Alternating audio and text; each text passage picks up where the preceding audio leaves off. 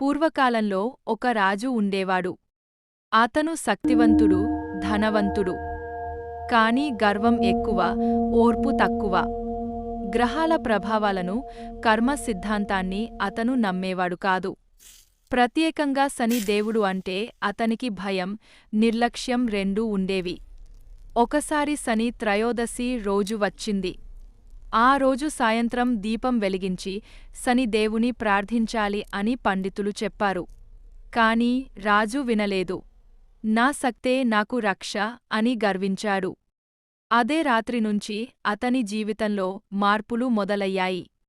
మనస్కు ప్రశాంతత లేకుండా పోయింది. ఆరోగ్యం క్షీణించింది. రాజ్యంలో కలహాలు పెరిగాయి. అప్పుడే రాజు తన తప్పు గ్రహించాడు.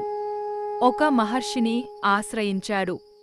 మహర్షి మృదువుగా చెప్పాడు, శని దేవుడు శిక్షించేవాడు కాదు రాజా. కర్మను గుర్తుచేసే గురువు. మహర్షి చెప్పిన ప్రకారం రాజు శని త్రయోదశి వ్రతం పాటించాడు. సాయంత్రం ముందు స్నానం చేసి, సాదాసీదాగా వస్త్రాలు ధరించి, నువ్వుల నూనె దీపం వెలిగించాడు. నల్ల నువ్వులు, నీలిపూలతో శని దేవునికి భక్తితో నమస్కరించాడు. ఆ రాత్రి రాజుకు స్వప్నంలో శని దేవుడు దర్శనమిచ్చాడు. కోపంగా కాదు, కరుణతో. శని దేవుడు అన్నాడు, ఓర్పు, నిజాయితీ, క్రమశిక్షణ. ఇవే నా ఆశీర్వాదాలు.